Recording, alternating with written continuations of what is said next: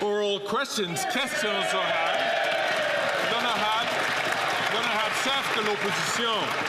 Monsieur le Président, le premier ministre est faible et il a perdu le contrôle. Il a perdu le contrôle des frontières, perdu le contrôle de l'immigration, perdu le contrôle des finances et perdu le contrôle de ses ministres. En effet, on apprend qu'il y a une chicane entre la ministre des Finances, qui veut un grand déficit de 40 milliards de dollars, et le premier ministre, qui veut un grand déficit gonflé à stéroïdes de plus de 40 milliards de dollars. Qui va gagner?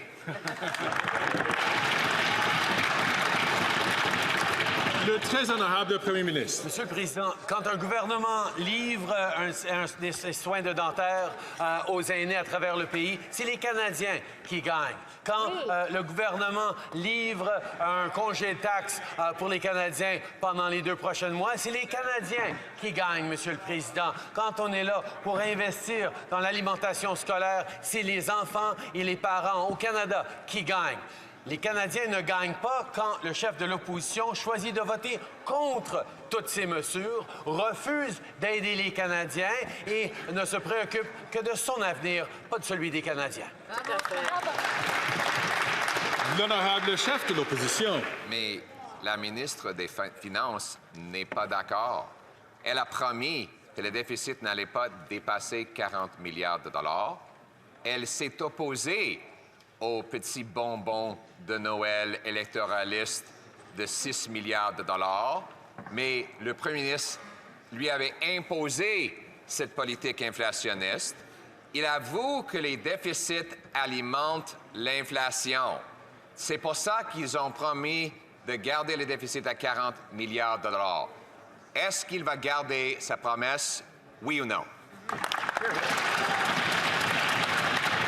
Le très honorable Premier ministre. Monsieur le Président, la personne dans cette salle qui s'oppose à l'aide pour les Canadiens, c'est bien le chef de l'opposition. Il vote contre le congé de taxes pour les Canadiens. Il a voté contre les soins dentaires, contre l'alimentation scolaire, contre les investissements dans la filière de batteries électriques, contre les investissements qu'on est en train de créer pour créer de l'énergie propre et amener plus d'emplois à travers le pays. Le chef de l'opposition s'oppose aux mesures qui aident les Canadiens parce que lui ne se préoccupe que de son propre intérêt et pas de l'intérêt des Canadiens. Tout à fait.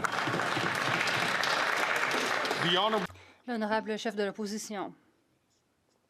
Le premier ministre a perdu le contrôle de la frontière, de l'immigration, des dépenses, de la dette et de l'inflation. Maintenant, elle a perdu le contrôle de son cabinet. Nous avons appris dans le Globe and Mail que sa ministre des Finances a parlé contre lui. Elle veut un grand déficit de 40 milliards de dollars. Lui veut un déficit encore plus important, gonflé aux stéroïdes, supérieur à 40 milliards de dollars. Nous savons que les Canadiens vont perdre, mais lequel d'entre ces deux l'emportera? Le très honorable Premier ministre. Monsieur le Président, les Canadiens perdent lorsque le chef conservateur vote contre un régime dentaire pour les aînés. Les Canadiens perdent lorsqu'ils votent contre un congé de taxes pour les Canadiens. Les Canadiens perdent lorsqu'ils bloquent le programme d'alimentation scolaire qui pourra aider les parents à épargner 800 $ en épicerie. À toutes les fois, le chef de l'opposition vote contre les soutiens pour les Canadiens. Il vote contre la croissance d'économie, il vote contre le soutien d'un meilleur avenir pour les Canadiens. Pourquoi? Parce qu'il ne tient qu'à ses propres intérêts. Le chef de l'opposition. La ministre des Finances, selon le Globe and Mail, a dit que le premier ministre avait donné des instructions pour des politiques qui coûtent cher et qui menacent de dépasser la limite de 40 milliards. C'est pourtant ce qu'elle avait promis. Elle avait dit que si le déficit était supérieur, cela donnerait lieu à encore plus d'inflation et plus de Canadiens qui font la file dans les banques alimentaires. Alors, votons. Respecter la promesse de maintenir le déficit en deçà des 40 milliards. Le très honorable premier ministre, nous voyons que le chef de l'opposition dénigre l'économie du Canada, dénigre les Canadiens. On s'attend à une autre baisse des taux d'intérêt parce que l'inflation est maintenant sous contrôle. Monsieur le Président, le chef de l'opposition est aussi perplexe parce que lui ne laisse pas ses propres députés prendre la parole. Ces députés le suivent avec des enregistreuses.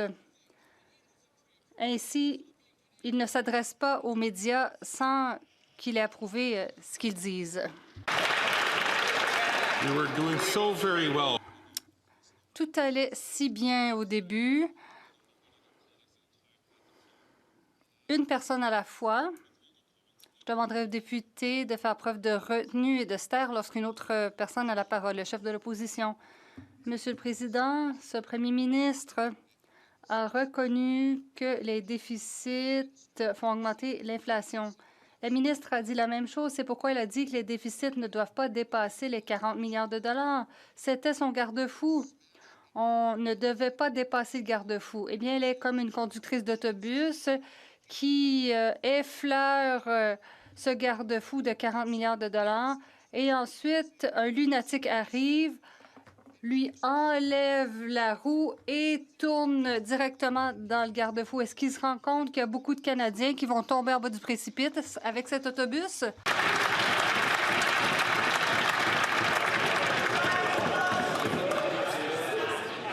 Order.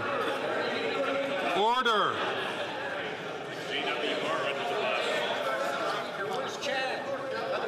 Colleagues, the longer I take to Plus vous prenez de temps à vous taire, plus nous devrons couper de questions. C'est un exercice de discipline. the Right Honourable Prime Minister. Le très honorable premier ministre, Monsieur le Président, pendant que le chef de l'opposition continue de dénigrer les Canadiens et l'économie canadienne, laissez-moi vous dire encore une fois que le Canada est le meilleur pays au monde. Are stepping up. Les Canadiens ont su traverser la pandémie. Ils ont su traverser l'inflation. Ils ont pu se construire un avenir positif en s'aidant. Contrairement au chef de l'opposition qui a voté contre chacune des mesures présentées pour soutenir les Canadiens au cours des dernières années, il continue de ne défendre que ses propres intérêts. L'honorable député de Belleuil-Chambly. Monsieur le Président, dans le contexte de pratiques religieuses et d'intimidation dans des écoles au Québec, où de gens littéralement invités à se déplacer pour faire de l'espace pour des prières, le ministre de l'Immigration dit que le premier ministre du Québec s'acharne toujours sur le dos des musulmans. Il parle de liberté de religion, mais on doit croire que le ministre a de la misère à distinguer entre une cathédrale à Paris et un parc à Montréal. Est-ce que le premier ministre dénonce l'acharnement de son ministre contre le premier ministre du Québec ou est-ce qu'il le cautionne? Le très honorable Premier ministre. Monsieur le Président, de ce côté-ci de la Chambre, nous allons toujours défendre la liberté individuelle et la Charte des droits et libertés canadiennes. La liberté de pensée, de croyance, d'expression est une chose, et ce sont des choses que notre gouvernement va toujours défendre. Évidemment, nous allons continuer de protéger ces droits à la grandeur de notre pays. L'honorable député de Belleuil-Chambly. Pour plus de précision, Monsieur le Président, il ne s'agit pas de laïcité face à une religion, mais bien toutes les religions. D'ailleurs, la grande, très grande majorité des musulmans du Québec sont parfaitement heureux, intégrés et bienvenus au Québec. En outre, la laïcité des institutions de l'État et, dans une certaine mesure, de l'espace public est nécessaire à l'égalité, toutes les égalités, dont celle des genres. Est-ce que le premier ministre pourrait au moins demander à son ministre d'attendre de voir ce que fera le gouvernement du Québec avant de s'immoler d'indignation? Le très honorable Premier ministre. Monsieur le Président, les Québécois, comme tous les Canadiens, chérissent chérissent les droits individuels, la liberté d'expression, la liberté de croyance, la liberté de se rassembler. Nous avons des libertés individuelles fondamentales que nous allons toujours défendre. Je comprends qu'il y a des moments d'attaque contre une communauté ou une autre qu'on voit avec de la politique jouée ici et là, partout dans notre pays. Mais ici, au gouvernement fédéral libéral, nous allons toujours défendre les libertés individuelles.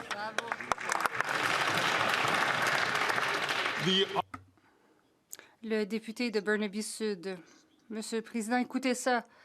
Les conservateurs ont réduit les impôts pour les plus grandes entreprises et cela coûte aux Canadiens 60 milliards de dollars. Mais ils ont voté contre le congé de TPS pour des articles comme les couches et le chauffage. Et le premier ministre se range de leur côté. Pourquoi le premier ministre se range-t-il du côté des conservateurs et des grandes entreprises plutôt que du côté des familles des travailleurs ordinaires? Le très honorable premier ministre. Monsieur le Président, nous étions tout aussi confus lorsque les conservateurs ont voté contre un congé de taxes pour les Canadiens pour quelques mois. Les gens font face à des défis en ce moment. Ils comptent leur argent à l'épicerie alors qu'ils tentent de joindre les deux bouts. Ce Parlement a offert un congé de taxes pour les Canadiens, mais le chef conservateur a forcé ses députés à voter contre un congé de taxes pour les Canadiens. Alors même s'il circule le pays avec des gens de Diagolon, il continue de voter contre les intérêts des Canadiens.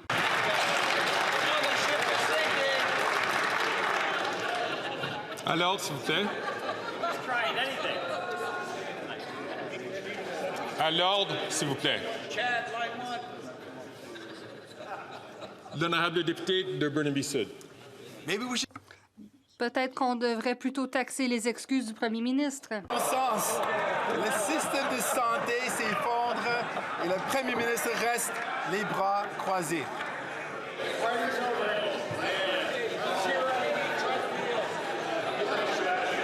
Colleagues, je ne peux pas entendre ce que l'honorable député est en train de dire.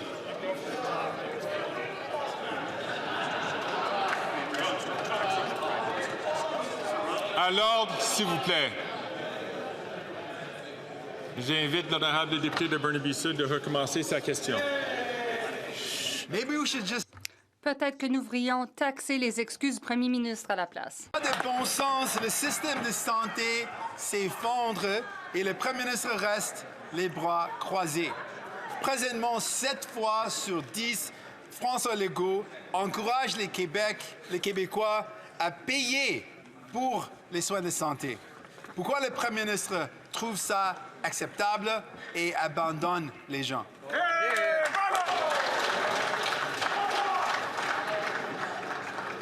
Le très honorable premier ministre. Monsieur le Président, nous respectons toujours les champs de compétences des provinces, mais nous avons en même temps investi 200 millions de dollars. Nous allons investir 200 milliards de dollars dans les prochaines années pour investir dans les soins de santé à travers le pays, pour livrer plus de médecins de famille, un système public renforcé, des soins de santé mentale, Monsieur le Président, et plus d'appui pour nos travailleurs. On est dans le système de santé. On est là pour défendre notre système de santé publique et on est là pour travailler main dans la main avec les provinces qui veulent livrer un meilleur système public. The honourable member. La députée de Thornhill, nous savons que le premier ministre a perdu le contrôle des dépenses et nous constatons maintenant qu'il a perdu le contrôle de sa propre ministre. La ministre des Finances ne veut pas nous dire à combien se chiffre le déficit et le premier ministre ne pense pas à la politique monétaire. C'est peut-être un mariage parfait ou peut-être pas, selon le Globe and Mail. Les tensions ont augmenté entre le bureau du premier ministre et le ministre des Finances. On dit que la dynamique actuelle est semblable à ce qui s'est passé avant la démission de Bill Morneau. Le premier ministre intimide les femmes et les ministres des Finances et maintenant une femme ministre des Finances. Combien de temps va-t-elle encore supporter cela?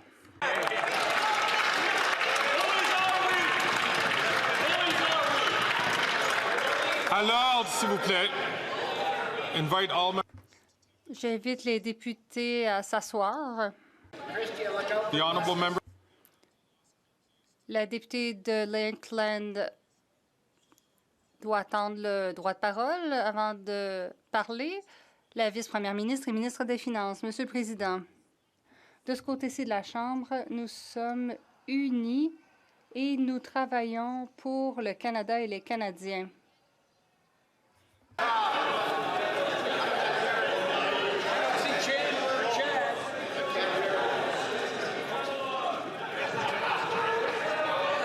Colleagues, the chair.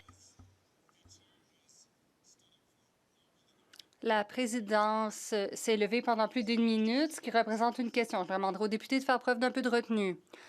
La vice-première ministre et ministre des Finances peut recommencer. Monsieur le Président, de ce côté-ci de la Chambre, nous sommes unis et nous travaillons fort pour le Canada et les Canadiens. En fait, Monsieur le Président, les seuls intimidateurs sont ceux de l'autre côté. Mais moi, je suis très à l'aise de leur tenir tête.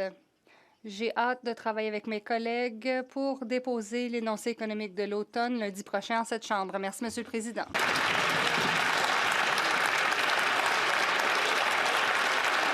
Order. Order. Silence. Order.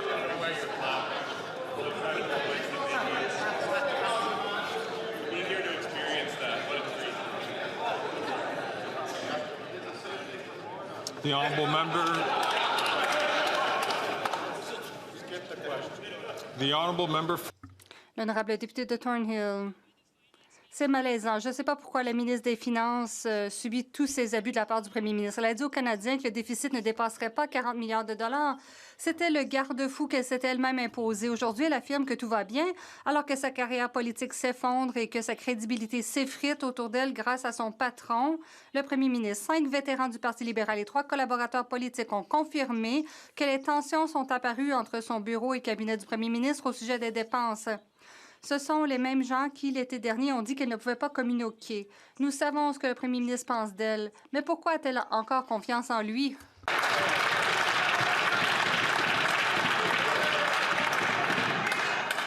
The honourable. La vice-première ministre et ministre des Finances. Monsieur le Président, de ce côté-ci de la Chambre, nous sommes unis et de ce côté-ci de la Chambre, nous reconnaissons que c'est un privilège à tous les jours de travailler fort pour le Canada et les Canadiens et de défendre les intérêts nationaux. C'est ce sur quoi nous nous concentrons à tous les jours. Et j'exhorte les députés de l'autre côté à ne pas oublier que les temps sont difficiles au Canada et ailleurs dans le monde.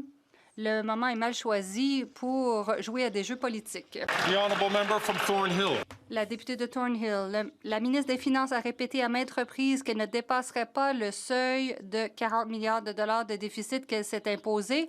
Mais le directeur parlementaire du budget affirme qu'il s'agit là d'une autre promesse libérale non tenue. Nous n'avons plus aucune idée de qui est au volant, conduisant les Canadiens à franchir cette barrière de 40 milliards de dollars et à tomber d'une falaise alors qu'ils accumulent encore plus de dépenses inflationnistes sur le dos des Canadiens en difficulté. Ce que nous savons, c'est que les Canadiens doivent lui retirer son permis de conduire. Je peux lui donner une autre occasion de prouver qu'elle peut communiquer. Elle peut se lever et nous dire à combien se chiffre le déficit en ce moment.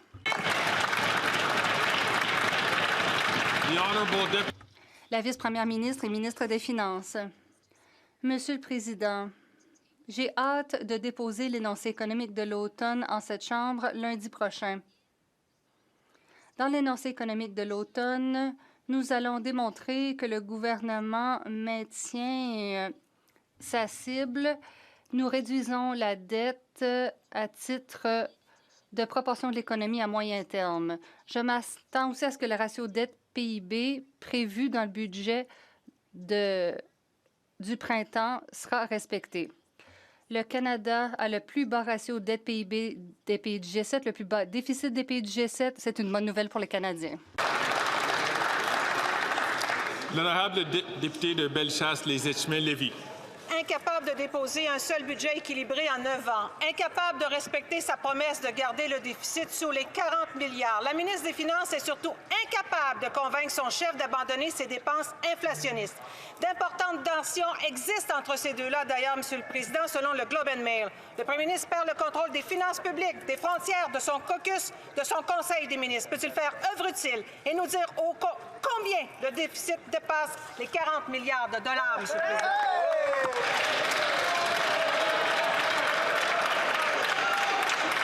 L'honorable vice-première ministre et ministre des Finances. Monsieur le Président, je vais déposer l'énoncé économique de l'OTAN lundi prochain dans ce chambre. Et dans l'énoncé économique de l'OTAN, nous montrons que le gouvernement maintient son ancrage budgétaire. Plus précisément, il s'agit de réduire la part de la dette fédérale dans l'économie à la moyenne. En outre, je m'attends à ce que le ratio de la dette au PIB que nous avons prévu dans le budget de printemps pour les années 23-24 soit respecté. L'honorable député de Bellechasse-les-Etchemins-Lévis. Monsieur le Président, la ministre des Finances attend la veille de la fin de la session parlementaire pour déposer sa mise à jour économique. On a vu plus courageux. De mauvaises nouvelles nous attendent. Et le Globe and Mail nous apprend que le premier ministre veut radicalement augmenter les dépenses et que sa ministre des Finances échoue à lui faire entendre raison. Le directeur parlementaire du budget le dit, le déficit sera de beaucoup supérieur aux 40 milliards annoncés. À combien s'élève le déficit? L'honorable vice-première ministre et ministre des Finances.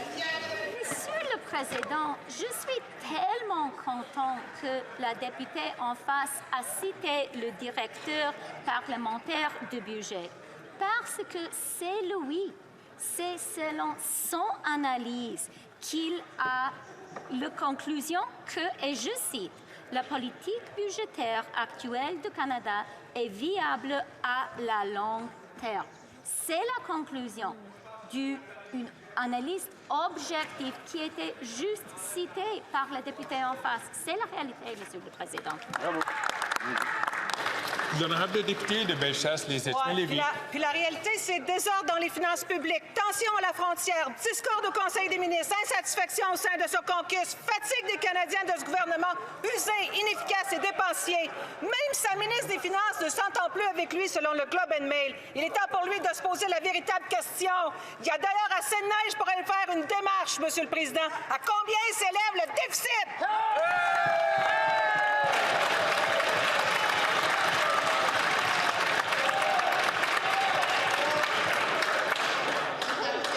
L'honorable vice-premier ministre et ministre des Finances. Monsieur le Président, je vais déposer l'énoncé économique de l'OTAN lundi prochain, ici, dans la Chambre des communes. Et dans l'énoncé économique de l'OTAN, nous montrons que le gouvernement maintient son ancrage budgétaire. Plus précisément, il s'agit de réduire la part de la dette fédérale dans l'économie à moyen terme. En outre, je m'attends à ce que le ratio de la dette au PIB que nous avons prévu dans le budget de printemps pour les années 23-24 soit respecté. L'honorable député de Lac-Saint-Jean. 3 demandeurs d'asile chiliens se sont évadés du centre de surveillance de l'immigration de Laval. On parle de personnes liées au crime organisé international qui sont visées par une mesure de renvoi. Ces 3 évadés s'ajoutent à une longue liste de près de 750 demandeurs d'asile au Québec qui sont interdits de territoire pour des raisons de sécurité, mais que le fédéral n'expulse pas. On parle ici de personnes qui mettent à risque la population. Comment le gouvernement peut-il justifier des failles aussi immenses dans la surveillance et l'expulsion des demandeurs d'asile qui ont un passé criminel? Ben oui. L'honorable ministre de la Sécurité publique. Monsieur le Président, nous partageons évidemment les inquiétudes de notre collègue quant aux circonstances de ce qui est arrivé au centre à Laval en fin de semaine. J'ai demandé aux services frontaliers de faire une révision immédiate des circonstances de sécurité entourant cette installation.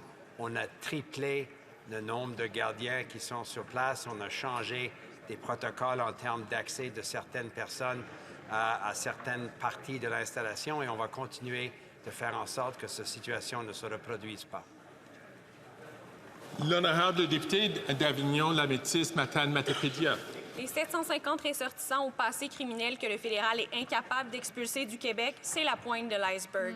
La vérificatrice générale dénonçait en 2020 que l'Agence des services frontaliers n'enquête pas pour retrouver les personnes censées être déportées. Je cite Mme Hogan, au moins 70 % des cas concernant des criminels n'avaient pas été examinés annuellement et 75 % des cas concernant des demandeurs d'asile déboutés n'avaient pas été examinés tous les 3 ans comme ils auraient dû l'être. Monsieur le Président, clairement, l'Agence est incapable d'agir. Est-ce que c'est par manque de ressources ou par manque de volonté politique?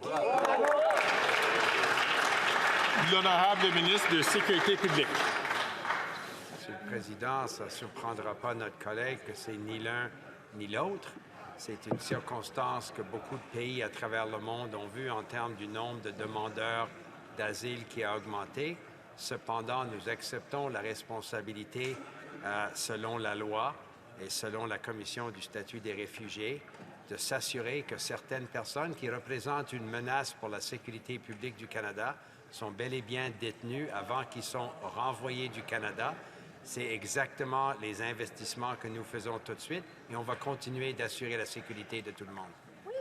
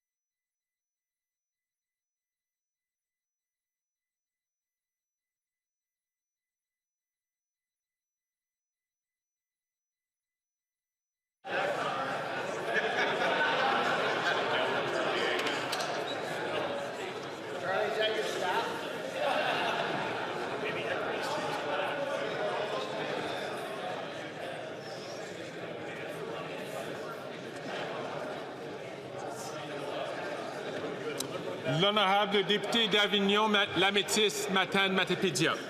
La question de la volonté politique se pose. Le Globe and Mail rapportait l'hiver dernier que depuis 2016, soit à peine un mois après l'entrée en chambre du nouveau gouvernement libéral, 14 609 personnes ont fait l'objet d'un avis de déportation. De ce nombre, 9 317 se trouvaient encore au Canada en mai 2023. Imaginez, durant presque tout le règne des libéraux, 64 % des personnes interdites de territoire n'ont jamais été expulsées. Rendu là, les expulsions de personnes au passé criminel, c'est quasiment sur une base volontaire. Pourquoi défier un avis d'expulsion, même durant des années? C'est sans conséquence avec les libéraux. L'honorable ministre de Sécurité publique. Monsieur le Président, notre collègue sait fort bien que l'idée d'expulser les gens qui n'ont pas un statut légal au Canada puis qui ont enfreint la loi criminelle est une responsabilité importante que nous acceptons. C'est une responsabilité importante de travailler avec nos corps policiers, l'Agence des services frontaliers, ça va sans le dire. On travaille aussi avec nos partenaires dans certaines provinces pour s'assurer qu'on peut bel et bien détenir les personnes qui représentent une vraie menace pour la sécurité publique et les expulser du Canada. Et j'ai pleine confiance qu'on sera en mesure de continuer ce travail. The honourable member. Le député de Calgary-Forest Lawn. Il y a une chicane des dépenses entre la ministre des Finances et le premier ministre. Le premier ministre a forcé la ministre des Finances à dépasser sa limite de 40 milliards de dollars pour le déficit. Et maintenant, il veut qu'elle cache la nouvelle des déficits jusqu'à lundi. Quelle est l'ampleur du déficit? La vice-première ministre et ministre des Finances. Je demanderai aux députés de s'asseoir.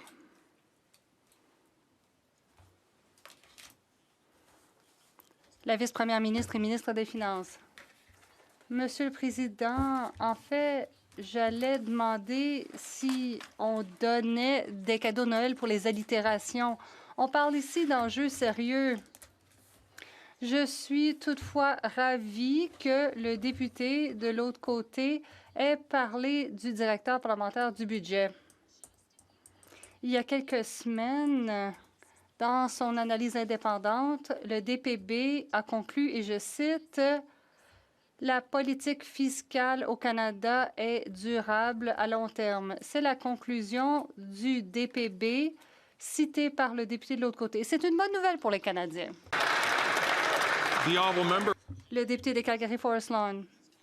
Les Canadiens ne peuvent pas avoir de cadeaux parce qu'elle ne peut pas faire de calcul. Le premier ministre a perdu le contrôle des finances et a forcé la ministre à cacher le déficit dévastateur. Les tensions entre elle et le premier ministre feront en sorte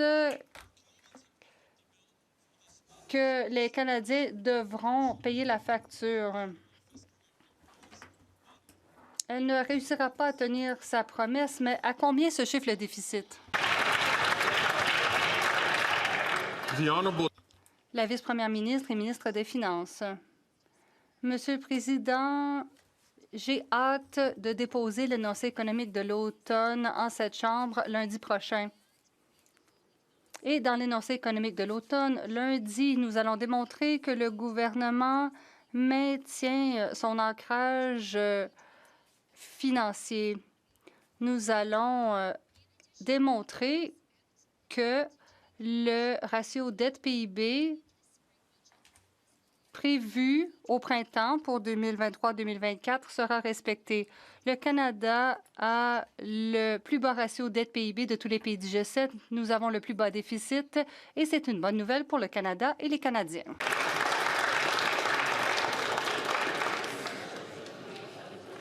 L'honorable député de Mégantic-l'Érable. Après 9 ans de ce premier ministre soutenu par le Bloc, c'est la débandade au sein du gouvernement libéral. Le premier ministre et sa ministre des Finances sont à couteau tiré. Les deux ont perdu le contrôle des dépenses publiques au pays. La ministre des Finances a fait une promesse. Le déficit massif du gouvernement libéral ne dépassera pas 40 milliards de dollars. Le premier ministre, lui, s'en fout des dépenses et des conséquences pour les familles canadiennes. Une question toute simple pendant qu'il est ici, spécifiquement, c'est quoi le déficit? Qui a gagné?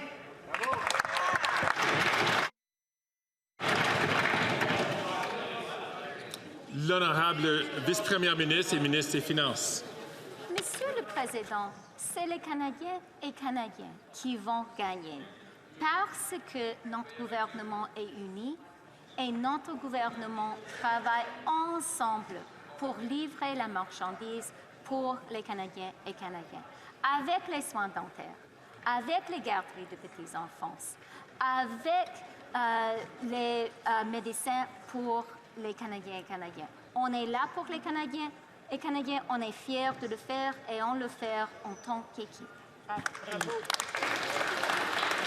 L'honorable député de Mégantic-l'Érable. Monsieur le Président, le premier ministre ne veut même plus entendre les explications de la ministre des Finances. Il y a de la chicane de l'autre côté. Il y a des libéraux pas contents qui parlent au Globe and Mail. Je cite, 5 vétérans du Parti libéral et 3 membres du personnel politique ont confirmé que les tensions se sont accrues entre le bureau de la ministre des Finances et le cabinet du premier ministre au sujet des dépenses. La ministre des Finances, elle, tient mordicus à son énorme déficit de 40 milliards. Le premier ministre, lui, veut imposer un déficit encore plus monstrueux, Monsieur le Président. La ministre des Finances va-t-elle respecter sa parole, assurer les Canadiens qui payent la facture que 40 milliards de déficit, c'est assez? C'est quoi le déficit? L'honorable vice-première ministre et ministre des Finances. Merci, Monsieur le Président. Monsieur le Président, je vais déposer l'énoncé économique de l'OTAN lundi prochain dans cette Chambre. Et dans l'énoncé économique de l'OTAN de la semaine prochaine, nous montrons que le gouvernement maintient son ancrage budgétaire. Plus précisément, il s'agit de réduire la part de la dette fédérale dans l'économie à moyen terme. En outre, je m'attends à ce que le ratio de la dette au PIB que nous avons prévu dans le budget de printemps pour les années 23-24 soit respecté. Merci, Monsieur le Président. The honourable member for... La députée de Port Moody-Coquitlam. Les Canadiens souffrent et nous l'avons vu dans la tribune aujourd'hui. Les locataires au Canada sont confrontés à de l'exploitation et à des expulsions en raison de la cupidité. À l'ordre. Colleagues, Chers collègues, j'ai de la difficulté à entendre la question.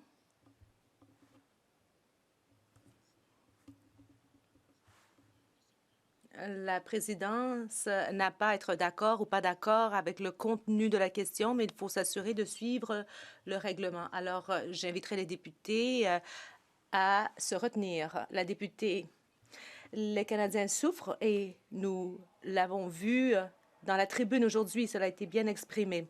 Les locataires du Canada sont confrontés à de l'exploitation et à l'ordre.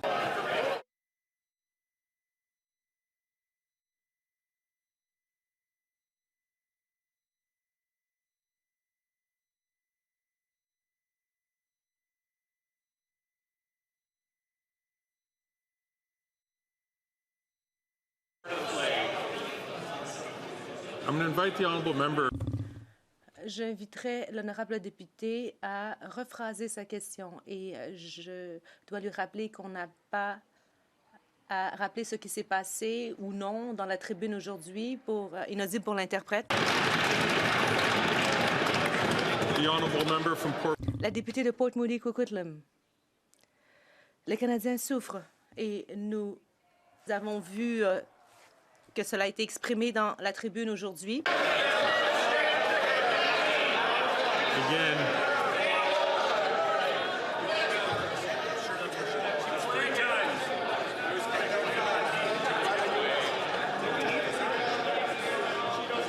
Order. À l'ordre. And I hope the J'espère que la députée peut comprendre et qu'elle m'entend. Je répète qu'on ne peut pas faire référence à ce qui s'est produit ou non dans la tribune aujourd'hui. Alors, je l'invite à reformuler sa question pour la dernière fois. Sinon, je vais passer à quelqu'un d'autre. Les Canadiens souffrent. Nous avons vu cela à Ottawa aujourd'hui et cela portait sur l'itinérance. Les locataires du Canada sont confrontés à de l'exploitation et à des expulsions à cause de la cupidité des entreprises. C'est si grave qu'il y a des recours collectifs contre des propriétaires qui utilisent le programme d'intelligence artificielle YieldStar pour fixer les prix. Depuis des mois, les néo-démocrates demandent aux libéraux de protéger les locataires, mais les libéraux ainsi que les conservateurs ont choisi de protéger les profits des entreprises plutôt que les personnes. Pourquoi les libéraux laissent-ils tomber les locataires et cèdent-ils aux PDG des sociétés propriétaires?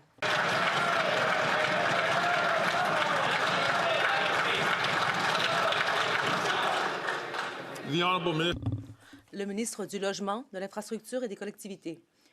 Monsieur le Président, il n'y a personne au pays qui choisit de vivre en situation d'itinérance ou de vivre dans une tente, dans un campement. Nous avons donc investi des milliards de dollars pour le logement abordable et nous aidons les organisations qui aident les gens qui n'ont pas de toit sur la tête. Mais ce qui est fascinant, c'est que les conservateurs, eux, ont choisi de faire une blague sur une question aussi sérieuse que l'itinérance. Nous voulons construire davantage de logements et abriter les plus vulnérables. Les Canadiens devraient avoir honte du comportement des conservateurs. Les itinérants, ce ne sont pas des outils. The honourable member for Skeena. Le député de Skeena-Bulkley Valley. Colleagues, the honourable. Silence, s'il vous plaît. Le député de Skeena-Bulkley Valley. Monsieur le Président, en janvier, Air Canada deviendra la toute dernière grande compagnie aérienne a imposé des frais dérisoires pour des services de base comme le bagage à main. Et la ministre, elle, s'inspire du ministre de l'Innovation en s'assoyant avec les PDG et en leur demandant bien gentiment de changer la façon de faire. Ça n'a pas fonctionné avec les chaînes d'alimentation, cela ne fonctionnera pas avec les sociétés aériennes non plus. En fait, la ministre a déjà le pouvoir d'intervenir et elle peut aider les Canadiens qui se font flouer. Alors pourquoi ne pas user de ce pouvoir?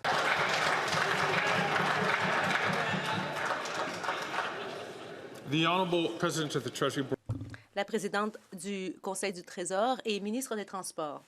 Monsieur le Président, le député d'en face, en fait, a tenu des propos inexacts. Alors, je tiens à clarifier le tout. Nous sommes extrêmement préoccupés par le fait que les sociétés aériennes imposent des frais dérisoires. Et je vais m'adresser aux dirigeants de ces sociétés aériennes et je vais dénoncer ces frais. Les Canadiens méritent un service excellent et non pas des frais supplémentaires. Et notre gouvernement va défendre les intérêts des passagers des Canadiens à chaque étape. The honourable member for La députée de Davenport. Monsieur le Président, les Canadiens ont reçu une bonne nouvelle la semaine dernière. Ils ont appris qu'il y aurait une exemption temporaire de la TPS pour tous les Canadiens. Cela portera sur l'épicerie, les collations, les vêtements pour enfants et les cadeaux, et ce, à compter du 14 décembre. Cette mesure apportera un soutien tangible et immédiat aux Canadiens qui se démènent en raison du coût de la vie élevé. La ministre peut-elle expliquer pourquoi tous les députés devraient appuyer cette exemption de taxes? La ministre des Finances et vice-première ministre. Merci, Monsieur le Président, et je remercie ma voisine de circonscription, la députée de Davenport, qui travaille très fort pour ses concitoyens. Ça coûte cher d'élever une famille, et surtout durant le temps des fêtes. Voilà pourquoi le gouvernement intervient pour appuyer les Canadiens en leur offrant une exemption de taxes sur les vêtements d'enfants, sur les couches, les sièges d'auto et aussi les jouets, le casse-tête, les livres et les jeux de société pour enfants. Les conservateurs affirment qu'ils veulent alléger le fardeau fiscal des Canadiens, mais ils veulent taxer les Canadiens pendant les vacances. The honourable member for Wellington-Halton. Le député de Wellington-Halton Hills. Monsieur le Président, la ministre des Finances a dit que le gouvernement n'allait pas dépasser le plafond en matière de déficit qui avait été établi. Mais d'après les fonctionnaires du ministère des Finances, ce n'est pas censé. Ce soir, nous allons voter sur 24,8 milliards de dollars de nouvelles dépenses. Alors, pourquoi est-ce que nous allons voter sur quelque chose qui va nuire aux objectifs en matière de déficit et qui n'est ni censé ni sage? La ministre des Finances. Monsieur le Président, j'ai bien hâte de déposer l'énoncé économique d'automne en Chambre lundi. Et dans cet énoncé, vous constaterez que le gouvernement respecte ses cibles budgétaires et surtout en ce qui a trait à la dette par rapport à l'économie à moyen et terme et aussi le ratio dette-PIB prévu pour le budget de 2023-2024 sera respecté. The honourable member. Le député de Wellington-Halton Hills. Monsieur le Président, d'après le Globe and Mail, la ministre des Finances et le premier ministre ne s'entendent pas relativement à ces nouvelles dépenses. Le cabinet du premier ministre croit que la ministre des Finances est inefficace et ne communique pas bien. Et aussi, il semble que la dynamique actuelle est similaire à celle qu'a vécue Bill Morneau avant qu'il ne démissionne en 2020. John Turner, en 1975, avait démissionné lorsqu'il ne s'entendait plus avec le premier ministre. Alors voilà ma question. Est-ce que la ministre des Finances a encore confiance dans le premier ministre? The honourable. Order. À l'ordre. La vice-première ministre et ministre des Finances. Oui.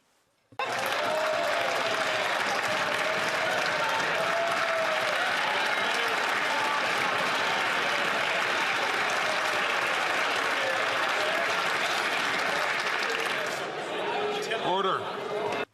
À l'ordre. La députée de Peterborough-Kawartha. D'après le Globe and Mail, la ministre des Finances elle-même a dit que les dépenses radicales des libéraux présentent un grand risque et a dépassé la cible de déficit qu'elle avait établie. Alors, elle a un choix. Soit elle peut subir le même sort que l'ancien ministre des Finances, Bill Morneau, ou bien elle peut continuer de défendre ce premier ministre faible et amener le pays financièrement dans un véritable gouffre. The Honourable Leader of the Government. La leader en chambre. Monsieur le Président, bon, on peut voir ce qui se passe dans les rangs conservateurs. Ils essaient de détourner l'attention du fait que lorsqu'ils ont eu l'occasion d'appuyer une exemption de taxes pour les Canadiens, ils ont voté contre, Monsieur le Président. Ils tiennent un double discours et ils ne respectent pas ce qu'ils disent. C'est toujours le cas. Mais de notre côté de la Chambre, nous sommes unis pour soutenir les Canadiens et pendant les vacances de Noël, ils auront une exemption de TPS sur les jouets, sur les vêtements, sur les sièges d'auto, sur les couches. Ce sera un prix réduit pour leurs enfants. C'est ce qui est important pour nous. Je demanderai au député de Barrie-Innisfield de, s'il vous plaît, garder le silence. La députée de Peterborough-Kawartha. Monsieur le Président, on ne se sort pas de la dette en dépensant davantage. Et le fait que les conservateurs doivent le rappeler à la ministre des Finances en dit long pourquoi il y a tant de Canadiens qui fréquentent les banques alimentaires au pays. La ministre a un choix aujourd'hui. Et tout le monde sait qu'il y a de la tension. Elle avait promis un plafond de 40 milliards de dollars et c'est déjà un montant démesuré. Bill Morneau s'est retrouvé dans la même position et il a refusé de suivre ce premier ministre faible. Alors, est-ce qu'elle aura le courage d'agir ainsi aussi et de se ranger du côté des Canadiens plutôt que du premier ministre?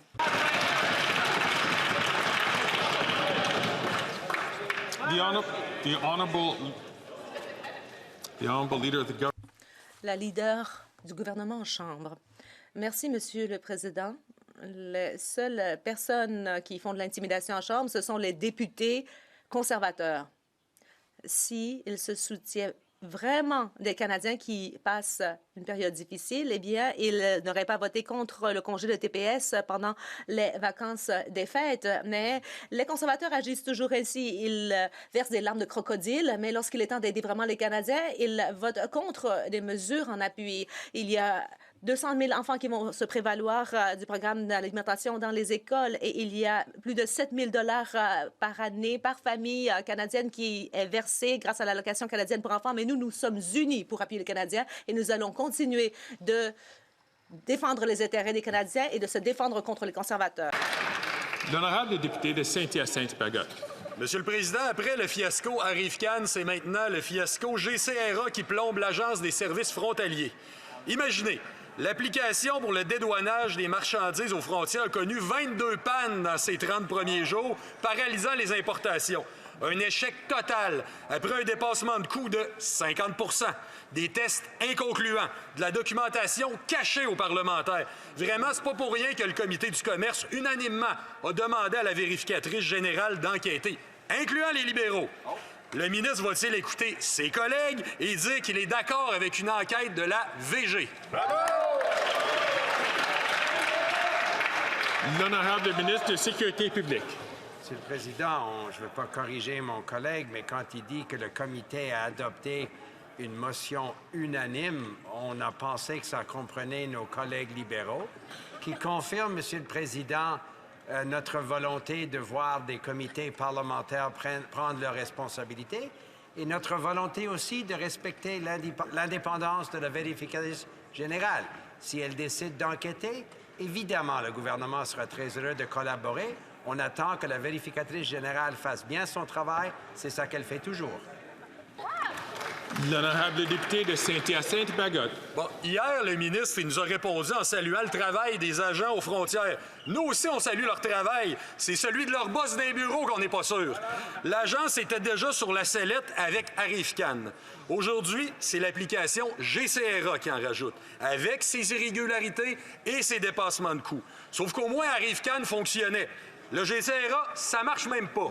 Et si Ottawa règle ça aussi vite que le système de paye Phoenix, on n'est pas sorti du bois et les entreprises vont souffrir le martyre. Est-ce que le ministre va mettre l'agence sous tutelle et passer en mode solution? L'honorable ministre de la Sécurité publique. Monsieur le Président, nous sommes toujours en mode solution. Comme mon collègue sait fort bien, ce système a remplacé un système vieux de 36 ans qui risquait de tomber en panne sur une base généralisée. Il est utilisé pour évaluer 40 milliards de dollars en droits et taxes par année. Alors, Monsieur le Président, un gouvernement responsable cherche toujours à sécuriser un système aussi important pour l'économie canadienne.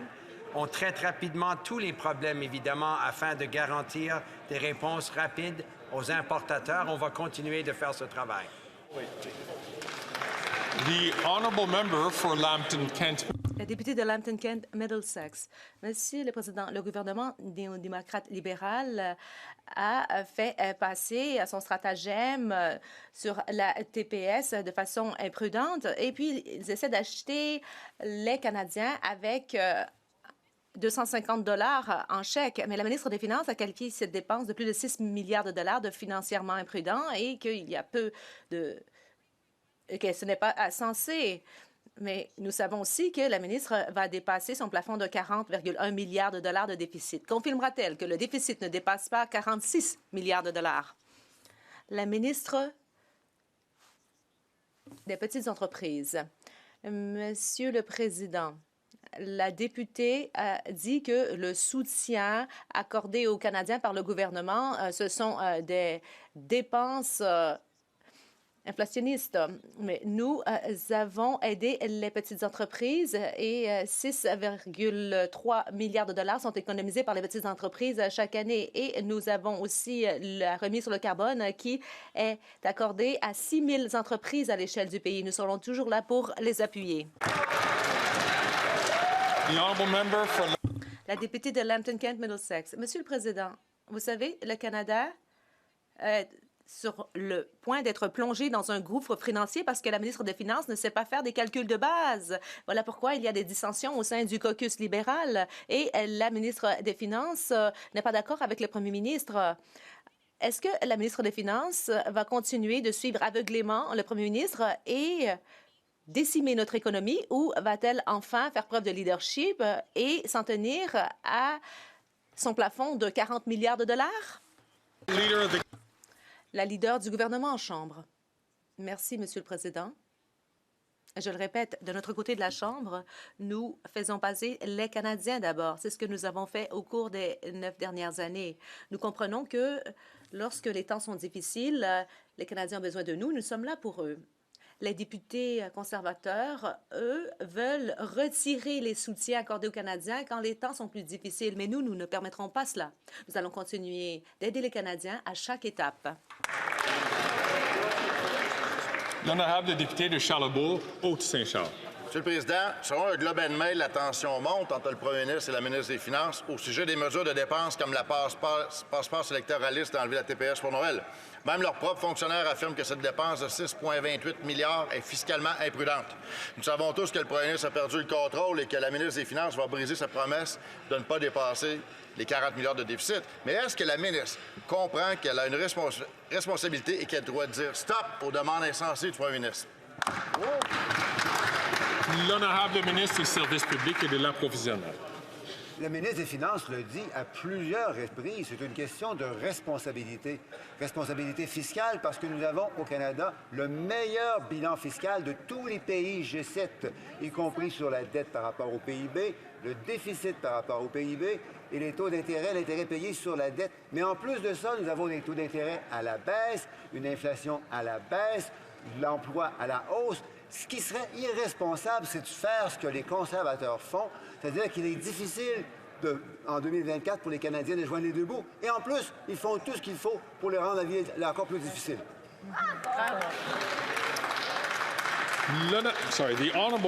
Le député de Fleetwood Port Kells. Merci, Monsieur le Président. Notre gouvernement a fait une annonce intéressante pour soutenir. L'interprète signale qu'il y a des feuilles sur le micro. We're going to ask the honourable member to start again. Je demanderai au député de commencer à nouveau. À l'ordre. Order. But this is a good time to remind all. Le moment tombe à point nommé de rappeler de ne pas mettre d'objets sur le micro parce que cela cause du tort aux oreilles des interprètes. Le député de Fleetwood Port Kells, du début. Merci, Monsieur le Président. Notre gouvernement a fait une très grande annonce pour soutenir les Canadiens pendant les fêtes de fin d'année. Les fêtes, ça devrait être une bonne période pour les Canadiens, mais pour certains, cela peut présenter des difficultés. Nous avons une solution et c'est un plan qui a été rejeté par les conservateurs car ils ont voté contre. Est-ce qu'on peut en dire davantage sur ce plan qui vise à mettre davantage d'argent dans les poches des Canadiens? Oh, sorry. The Honourable Minister for... La ministre de la Santé mentale et des dépendances. Je remercie le député de son excellent travail au nom des concitoyens. Je le remercie aussi de sa question. Nous serons toujours là pour les Canadiens, pour les familles, pour les entreprises, que les temps soient bons ou difficiles. Nous avons offert une baisse d'impôt pour la classe moyenne et à chaque reprise, le chef conservateur a voté contre et nous offrons un soutien additionnel pour les familles, pour les entreprises. Bon, si on laisse tomber tous les slogans et les rimes infantiles, on s'attendrait quand même à ce que les conservateurs votent pour ces mesures, mais nous sommes là pour les Canadiens. Le député de South Shore St. Margaret. D'après le Globe and Mail, il y a eu une grosse querelle entre la ministre des Finances et le premier ministre parce que toutes les cibles ont été... Aucune cible n'a été respectée à chaque année du point de vue financier. Mais il semble que le premier ministre ne se soucie pas du fait que la ministre des Finances ne respecte pas sa promesse d'un plafond de déficit de 40 milliards de dollars. Alors, une question très simple. Est-ce que le déficit est plus de 40 milliards de dollars? Oui ou non?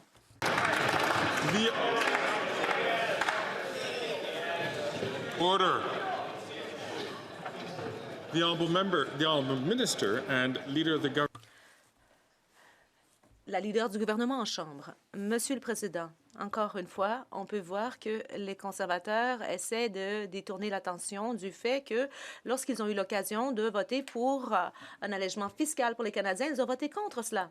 Ils ont parcouru le pays en disant qu'ils allaient alléger le fardeau fiscal des Canadiens, mais lorsque l'occasion se présente à eux, ils ne respectent pas cette promesse et votent contre. Et ce n'est pas la première fois, parce que chaque fois que nous avons proposé des allègements fiscaux, par exemple, abaisser le taux d'imposition pour la classe moyenne, ils ont voté contre. Mais nous allons continuer d'aider les Canadiens qui sont dans le besoin. Le député de South Shore St. Margaret. Bon, c'est comme Thelma et Louise. Il y a le premier ministre qui est en train de conduire la voiture vers le gouffre financier avec le ministre à côté de lui, mais il est prêt aussi à la sacrifier. Et pendant ce temps, de hauts fonctionnaires dénoncent le stratagème pour acheter des votes du premier ministre. Les choses vont si mal que même des hauts dirigeants libéraux se plaignent. Est-ce que le déficit est si élevé que même les libéraux se rebiffent? Honorable order. À l'ordre. The honorable.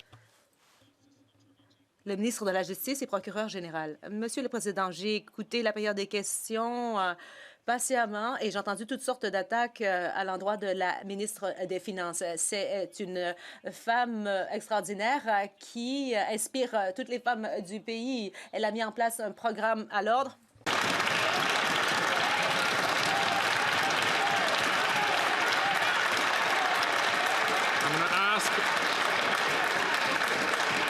The Speaker stood up because... La présidence s'est levée parce que la députée de Peterborough-Kawartha chahutait et j'inviterai la députée de Peterborough-Kawartha de rester tranquille. The Honourable Minister of Justice. Le ministre de la Justice et procureur général, depuis le début. Monsieur le Président, j'ai écouté patiemment la période des questions et j'ai entendu des attaques à l'endroit de la ministre des Finances. Et je dois vous dire que cette femme est à la tête des finances du pays et elle inspire les femmes du pays. Elle a mis en place un programme de garderie au Canada. Cela veut dire qu'il y a un taux de participation de 85 % des femmes sur le marché du travail. Vous savez, ce à quoi ressemble une femme chef de file, même reconnue à l'échelle mondiale, eh bien, c'est elle.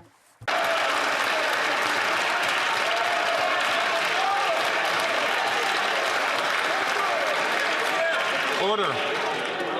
À l'ordre. Honourable member for Le député de Charles Wood, St. James et Assiniboia Headingley. D'après le rapport du Globe and Mail, il y a de la tension qui monte entre le premier ministre et la ministre des Finances, car le premier ministre veut qu'elle dépense encore plus. La ministre elle-même avait promis que le déficit ne dépasserait pas 40 milliards de dollars et il est maintenant clair qu'elle a dépassé cette limite. Les Canadiens méritent de savoir à combien s'élève le déficit. Pourquoi attendre jusqu'à lundi? Dites-nous le chiffre maintenant. Encore une fois, je rappelle aux députés qu'ils doivent s'adresser à la présidence. À l'ordre. À l'ordre. the honourable leader of the La leader du gouvernement en chambre. Merci, Monsieur le Président.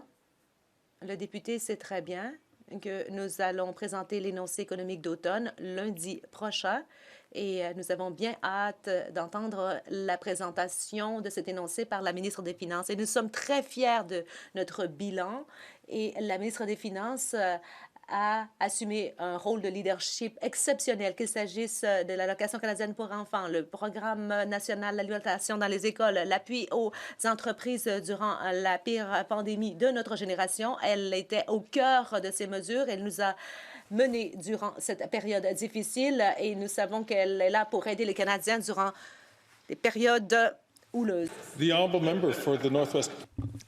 Le député du territoire du Nord-Ouest. Monsieur le Président, la semaine dernière, la ministre des Affaires étrangères a annoncé la nouvelle politique étrangère pour l'Arctique. Cette politique reflète les réalités de notre région et a été élaborée en partenariat avec les gouvernements autochtones ainsi qu'avec les partenaires arctiques et territoriaux. Elle renforce notre travail ici et notre engagement avec d'autres nations nordiques comme le Danemark, la Finlande, l'Islande, la Norvège, la Suède et les États-Unis. Ce sont les partenaires arctiques du Canada aux vues similaires. Et ce sont des pays dont les conservateurs ont apparemment jamais entendu parler. Pour les habitants du Nord et les peuples autochtones qui vivent dans l'Arctique, est-ce que la ministre peut nous dire pourquoi elle a lancé la politique étrangère à l'ordre? The honourable minister for La ministre des Affaires étrangères. Merci, Monsieur le Président. Je remercie le député des Territoires du Nord-Ouest de sa question.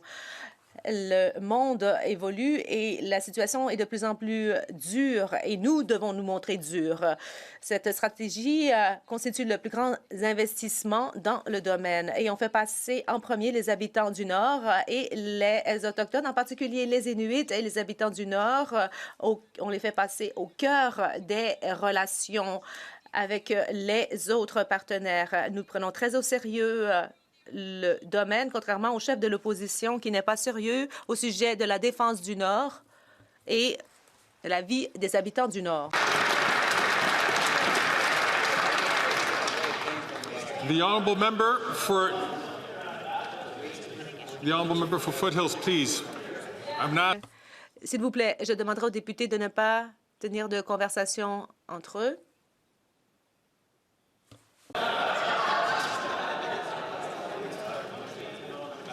The honourable member. Le député de Timmins James Bay. La Main Kid à Timmins a été un moteur économique pour le Nord au cours des 60 dernières années, mais la fin est proche et nous devons nous préparer pour l'avenir.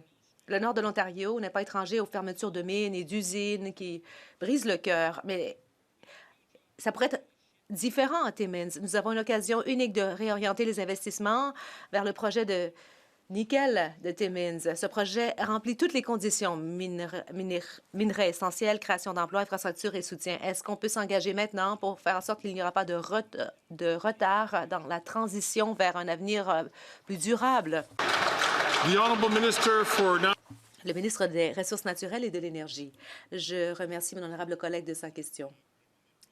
Manifestement, les minéraux critiques et surtout cette mine représente une très belle occasion pour le pays et pour la région. La mine Crawford, c'est un projet important et nous avons fait une annonce en matière d'infrastructure et je serai ravie de m'asseoir avec les représentants de Timmins pour converser avec eux là-dessus. La députée d'Edmonton Strathcona. Monsieur le Président, vendredi dernier, nous avons appris que l'expansion de la mine de charbon thermique Vista dans les montagnes rocheuses se poursuivra sans qu'il y ait d'évaluation environnementale. Tout cela, malgré le fait que l'ancien ministre m'avait promis à 2 reprises au cours des 4 dernières années qu'il n'agirait pas ici. Les Albertains ne veulent pas de mines de charbon dans les Rocheuses. Le gouvernement prétend se préoccuper de l'environnement, alors qu'en fait, il fait de fausses promesses pour mettre fin à l'exportation du charbon thermique. Quand est-ce que le ministre va enfin protéger nos Rocheuses plutôt que de protéger les profits des milliardaires? The Honourable Minister of the Environment. Le ministre de l'Environnement et du changement climatique. Je remercie ma collègue de sa question. Elle le sait très bien. La Cour suprême, l'année dernière, a enjoint le gouvernement de revoir certains éléments de l'évaluation environnementale qui a été réalisée. Et c'est ce que nous avons fait. Il y aura donc à l'ordre. Je demanderai à la députée qui vient de poser la question de garder le silence. Elle a déjà eu la parole et il faudrait qu'elle laisse au ministre l'occasion de répondre. Le ministre, depuis le début. Merci, Monsieur le Président. Comme ma collègue le sait très bien, la Cour suprême du Canada a enjoint le gouvernement d'apporter des changements à la loi sur l'évaluation environnementale l'année dernière. C'est ce que nous avons fait. Nous sommes encore engagés à interdire l'exploitation du charbon thermique d'ici 2030 et elle sait qu'il y a des collectivités autochtones qui appuient ce projet. Voilà pourquoi l'Agence d'évaluation environnementale du Canada a décidé qu'une évaluation n'était pas nécessaire. Merci. Colleagues, Durant les déclarations de députés,